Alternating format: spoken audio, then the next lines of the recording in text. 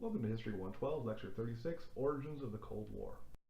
The Cold War is defined by the idea of a bipolar world, that is, two extreme opposites that everyone in the world needs to orient themselves around. Now, after World War II, the United States and the Soviet Union had emerged as the dominant nations, and the rivalry between the two is going to divide the world. And importantly, this is all going to be added to with the threat of nuclear war. Even during World War II, the three major Allied powers had very different visions of what the world would be like after the war. The American vision was based on the Atlantic Charter, was based on ideas about cooperation and self-determination, it was based on the abandonment of old-style alliances and spheres of influence, and it was based on collective security, that nations would build international bodies that would provide security and help resolve disputes for all. The Soviet view, on the other hand, was that each power would carve out a sphere of influence based on strategic interests, and Stalin, importantly, wants Eastern Europe as a buffer against invasion from the West. Now, the British view is very similar to the American view, but they're not as committed to the idea of self-determination as the Americans are. The key differences in post-war goals become very obvious early on, and by 1943 the alliance is pretty strained. Now, FDR and Churchill are going to meet at Casablanca, and they're going to refuse Stalin's demand for immediate invasion of France, but they are going to reaffirm the idea that there will be an unconditional surrender of Germany and that there will not be any separate pieces made. That will be a peace agreed to by all three of the major powers and not by any one alone. Now, later on that year, FDR, Churchill, and Stalin are going to meet in Tehran, and they're going to agree the Soviets are going to enter the war with Japan after Germany is defeated.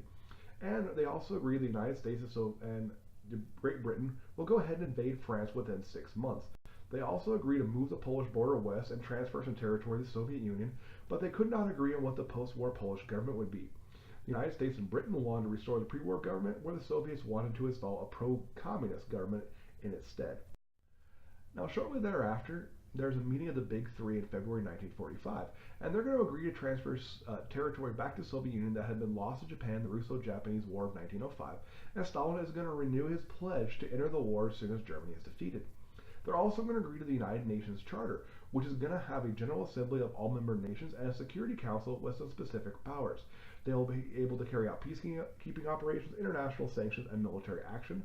That body will be made up of 5 permanent members: the United States, Soviet Union, Britain, France, and China, each of which will have veto power over the actions of the Security Council, and there'll be 10 temporary members elected by the General Assembly for 4-year terms. And the idea behind the Security Council is to go ahead and put some teeth behind the UN's actions. And when they actually go and condemn something, or an invasion or something like they had seen during the 1930s, they wouldn't have the failure of the League of Nations. The League of Nations could only condemn. They could not take military action. The United Nations was going to have the ability to act and back up its words with military force. While important work was done at Yalta, there are some unresolved issues. In particular, with regards to Poland, there's no agreement over the makeup of the government, and Stalin largely sidesteps the issues with the promise of holding free elections sometime after the war. Stalin never does this, and in fact the elections are not held until August of 1989. With regards to Germany, FDR wants to rebuild it, but Stalin, on the other hand, wants the permanent dismemberment of the nation and heavy reparations payment. Now, the issue is not going to be resolved, and ultimately what's going to happen is each power is going to control an occupation zone and a portion of Berlin, with the intent that the country should be reunified at some time later when the issues are figured out. And the same thing would be with reparations. Once this unification happened, reparations would be settled at that time. Now, unfortunately for Germany, none of this happens until 1990. The Yalta Agreement is not a strong one. A lot of the issues that were unresolved that they had promised to revisit are going to get revisited for more than 45 years. And there's going to be some intervening things they do in between as a result of that. Now, in addition, Stalin is basically going to ignore certain aspects of the agreement. There's going to be a pro-communist government springing up in one Eastern European country after another, and tensions are going to grow. And importantly, around the same time, FDR dies. Not long after Yalta, Roosevelt himself dies, and Truman becomes president, and he was watching what Stalin's been doing, and he believes that he needs to get tough, as he put it, with the Soviets. But he has no real means to do so. Now, in July of 1945, they hold the Potsdam Conference in July, and it's another conference of the Big Three where they're trying to settle some post-war issues. Now, Truman is going to replace FDR, who has died, and Churchill is joined by Attlee, who has just won the British elections and will be taking over as Prime Minister in Britain. Now, Stalin is going to be receiving increasing land with new demands about the Polish-German border, and the United States, on the other hand, is going to refuse to allow German reparations being paid out of Allied zones. The United States is going to go ahead and recognize the new Polish government under Soviet influence in the hopes that the non-communists will gain power in the promised future elections. Now, the major consequence of this headache at Potsdam and the inability to make good progress from Truman's point of view is that the United States now intends to invade Japan alone. This becomes a major factor in the decision to drop the bomb. The key thing here is that the United States intends to dictate the peace terms in Japan without Soviet influence. Now, the American vision that Truman was trying to put forward was one of an open world that was policed by major powers, and this vision is troubled by the unpopular and corrupt Chinese government under Chiang Kai-shek. Now, the United States has supported him during the Chinese Civil War when he was battling communists under Mao. But Mao had become very popular during the war by attacking Japanese occupiers while Chiang tended to withdraw his forces. Now, Truman feels he has no choice but to support Chiang, but he's unwilling to intervene in the Chinese Civil War militarily. Now, due to the China problem, the United States is going to try to create a new pro-West Japan by encouraging industrial development there and lifting trade restrictions. They're also going to build the Japanese Maritime Self-Defense Force in one of the world's largest and strongest navies. And that's in large part because in an active war between the United States and the Soviet Union, the Soviet Pacific Fleet first must travel through Japanese territory before it can get to sea, and having a strong Japanese navy there will be a great assistance to the United States. As things are evolving both in terms of the growing number of communist governments in Eastern Europe as well as the unfolding civil war in China, the United States develops what it calls the containment doctrine, and that the United States is no longer going to seek an open world as such. It is going to shift the idea of containing Soviet expansions based on an article by a State Department official named George Kennan, and he is going to maintain that if communism is not allowed to expand, it will inevitably collapse under its own weight. All that is necessary is to keep it from expanding. There is no need for direct engagement under Kennan's theory.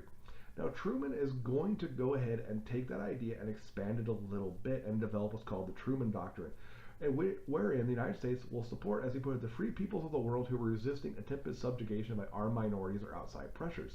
So he's going to seek aid for forces in Turkey and Greece who are opposing a communist takeover of those countries, and he's going to pour money and weapons into them, so much so that Turkey and Greece ultimately end up pushing out the Soviet influence and ending the civil wars with a pro-U.S. government. And the Truman Doctrine is going to become the basis of a lot of Cold War policy. Now, the idea of containing Soviet influence by backing governments that are fighting the Soviets and pouring as much money and weapons into those countries as needed to win is also going to be coupled with an idea called the Marshall Plan. And people in the United States begin to see Europe as a potential drain on American resources if it's not rebuilt.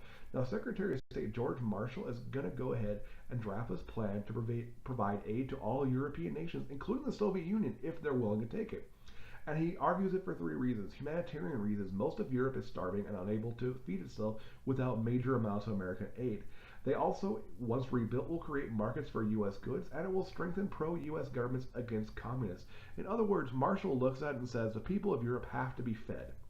In the long run, this will gain us friends and allies, because whoever feeds these countries, that's the country they're going to feel the loyalty to. Now, Western Europe is going to take the aid, while Eastern Europe is going to refuse it under Soviet influence. Now, all domestic opposition to this idea is going to vanish after the pro-communist coup in Czechoslovakia, and the people back home argue that if we had been feeding Czechoslovakia, the pro-communist forces might not have gained as much strength.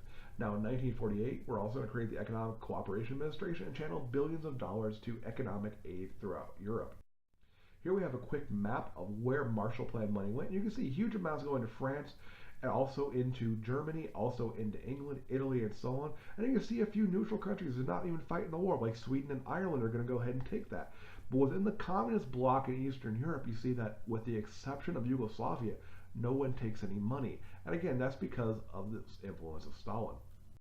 Now, as a result of deteriorating relations with the Soviet Union, the United States is going to maintain wartime military levels and be ready for war at a moment's notice. Now, it's going to take a few years to get to this level, but what they're going to ultimately do is keep bombers armed with nuclear weapons in the air and just outside Soviet airspace at all times. Eventually, those are going to be replaced by ballistic missiles, though. But the idea being that the United States could carry out a nuclear strike anywhere in the Soviet Union within minutes. Now, on top of that threat, they're also going to establish the Atomic Energy Commission to continue and coordinate nuclear research and ultimately develop more powerful weapons in the form of the H-bomb. Now, the National Security Act of 1947 is also going to restructure the military into the Department of Defense, the National Security Council, and the CIA. All this intended to make the United States military more effective in a coming conflict with the Soviet Union. Now, the American policy was twofold at this point. That is to contain the Soviet expansion by funding the countries that are fighting them, and also by maintaining a large military that could respond more or less instantaneously should the war ever become hot. Now, this is going to mean there's going to be flashpoints that are going to be crisis areas, and Berlin is the first of these. Now, Truman is going to regard building up a strong Germany as essential to containing the Soviet influence, and is going to reverse the policy of deindustrializing the country. Now, we have to understand the United States has already pillaged everything of scientific value through things like Operation Paperclip during World War II. That means he's going to have to rebuild the country and get an agreement with Britain and France to form their occupation zones into what becomes called West Germany. Now, in response to the formation of West Germany, Stalin was going to blockade West Berlin to stop all food shipments into the city.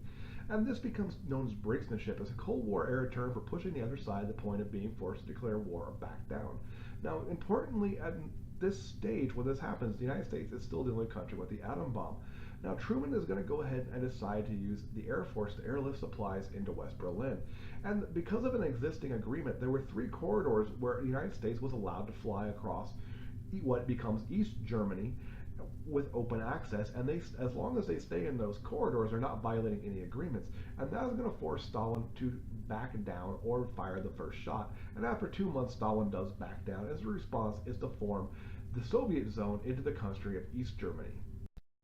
Now, the need to carry out the Berlin airlift and supply the city during the Soviet blockade is going to go ahead and accelerate diplomatic talks already in progress. In 1949, the United States is going to create the North Atlantic Treaty Organization, and it's an alliance to protect all members against the threat of Soviet invasion. Now, the communist countries are going to form a similar body called the Warsaw Pact in 1955 as part of a response to this. Now, NATO is going to use military aid to help smaller nations strengthen their defense. They're going to engage in joint training, facility sharing, and standardizing military equipment and procedures, which often means they basically use whatever the U.S. military was doing. And they're also going to recreate the German army and place it under NATO command, so that in the event of an outright war in Europe, there will be a strong Western European response with a coordinated defense of all the different countries involved. Here we have a quick map which shows us NATO versus Warsaw Pact. We see NATO on the left in blue and Warsaw Pact in red. And what you can see is these are significant alliances of large numbers of countries, and it really does divide Europe in two. Now, there were some significant challenges to this policy that emerged. In particular, in 1949, the Soviet Union tested an atomic weapon. And in 1949, there's also the collapse of the nationalists in China and the ultimate victory by Mao's communist forces, with Chiang Kai-shek having to flee to what becomes Taiwan. Now, as a result of this, the National Security Council is going to release an important report that basically comes down to the United States should lead the non-communist world and oppose communist expansion wherever it existed. And the big policy change is not relying on other nations. Instead of simply pouring money and supplies into a country, the policy becomes to pour U.S. troops. And that's going to result in a massive expansion of U.S. military power. Now, as a result of all of this, the average American citizen is going to spend the next several decades fearing World War III. That is a hypothetical war with the Soviet Union that would probably involve the use of nuclear weapons, and this becomes a dominant feature in American culture for the next couple of decades. So what's the big idea here? Well, first and foremost, it's about containing the Soviets with no direct engagement. That means pouring large amounts of money and supplies into countries that are currently under threat from communist expansion. It also means maintaining a strong military just in case. But the context of all of this is going to change when the Soviets get the bomb. See you in the next lecture.